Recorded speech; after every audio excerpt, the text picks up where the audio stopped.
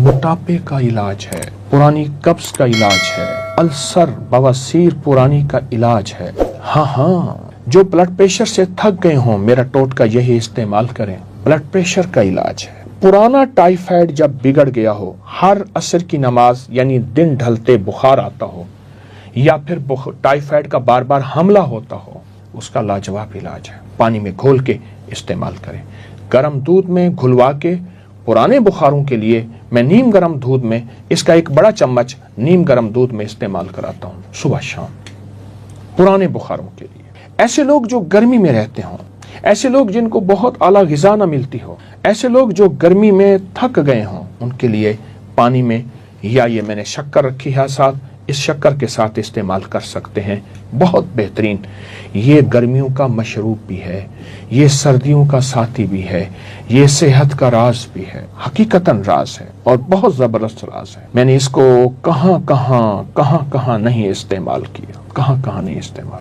موٹاپے میں ایسی خواتین جو حاملہ، زچگی اور اس کے بعد پھر ان کا موٹاپا نہیں جاتا، ان کو میں نے استعمال کرایا باقاعدگی سے۔ کچھ مصنوعی غذائیں نہ کھائیں اور اس کو استعمال کریں۔ آپ سردی میں گرم دودھ میں ڈال کے استعمال کریں، نیم گرم پانی میں ڈال کے استعمال کریں، یا منہ میں ڈال کے اوپر سے گرم پانی، ہلکا سا تازہ پانی پی لیں۔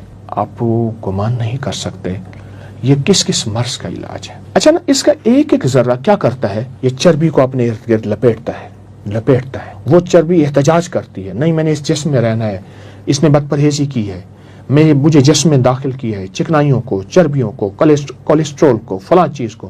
وہ کہتے ہیں نہیں میں نے نکالنا ہے، اس کو پکڑ کے باندھتا ہے، باندھ کے خوب طریقے سے باہر نکال دیتا ہے اجابت کے ذریعے۔ ایک اس کا بیج ہمارے جسم کا ساتھی ہے، روگوں کا علاج ہے، بیماریوں کا علاج ہے، دکھوں کا علاج ہے۔ میں نے ایک دفعہ اس کو ایک اور طریقے میں استعمال کرایا۔ ایک صاحب تھے جو کہتے تھے میں نے اپنے ایک سلیبس میں انگلش میں کہتے تھے پڑھا تھا، دی مین ہو واز اے ہاسپٹل، اس طرح کو کوئی لفظ کہا۔ کہنے لگا میں بس وہ بندہ ہوں جو واقعی ہسپتال ہوں، دنیا کا ہر مرض میرے پاس ہے۔ میں نے کہا صرف 40 دن کے لیے ایک ٹوٹکا بتاؤں گا، اور 40 دن کی ٹوٹکا یہ ہے کہ اس کے 2 چمچ گلاس پانی لے لے، اس میں گھولنے کے بعد فوراً پی جاؤ، گھونٹ کر کے فوراً، اور اگر نیچے بیٹھے تو اسی چمچ سے اس کو ہلاتے رہیں، اس کو فوراً پی جاؤ۔ صبح دوپہر شام لے لے، صبح شام تو لازم لے لے۔ اس نے کہا ٹھیک ہے۔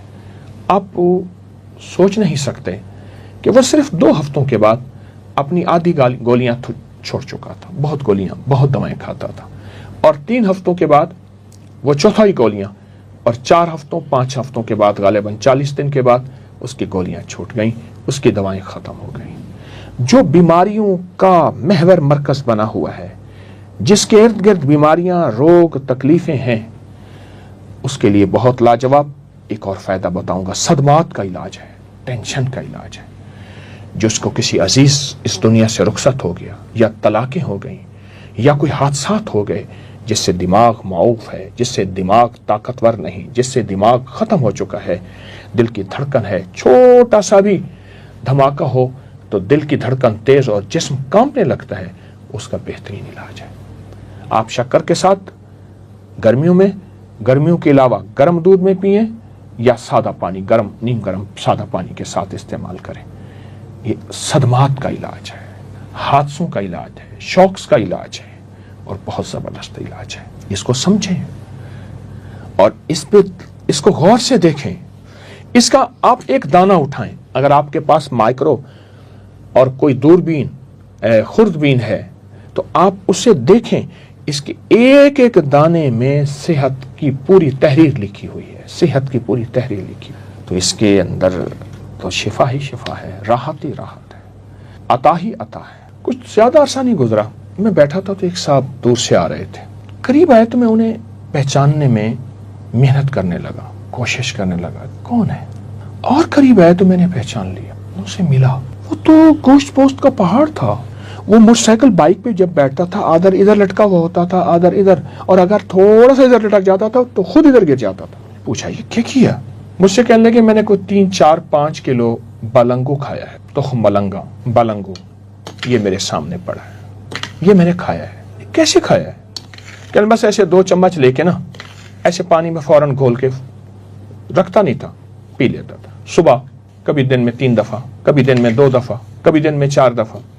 کہا میں نے کوئی ترتیب سے نہیں کھایا، کھاتا روزانہ تھا، کبھی 2 3 4، اس کو میں نے پی لیا بلنگو اور کچھ تھوڑی سی پرہیز کی۔ کہا میرے پاس دنیا کی ہر دوا تھی، میں نے ہر طریقہ استعمال کر لیا اپنے جسم کی چربی کو کھلانے کے لیے، اپنے جسم کے پیٹ ویٹ کو ختم کرنے کے لیے، اپنے موٹاپے کو ختم کرنے کے لیے۔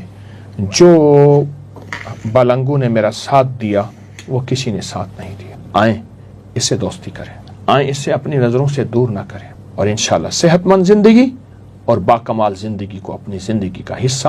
کیا بیماریاں اب آپ کے قریب بھی نہیں آئیں گی؟ ہاں، ایسا ہو سکتا ہے، ممکن ہے۔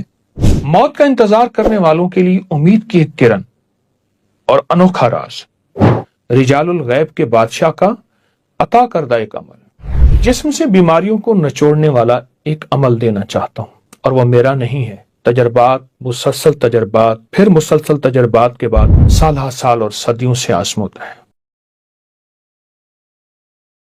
السلام علیکم ورحمۃ اللہ وبرکاتہ۔ اللہ جل شانہ نے اس نظام کائنات میں مخلوق کے ذمہ مختلف ڈیوٹیاں، مختلف کام، مختلف امور سپرد کیے ہیں۔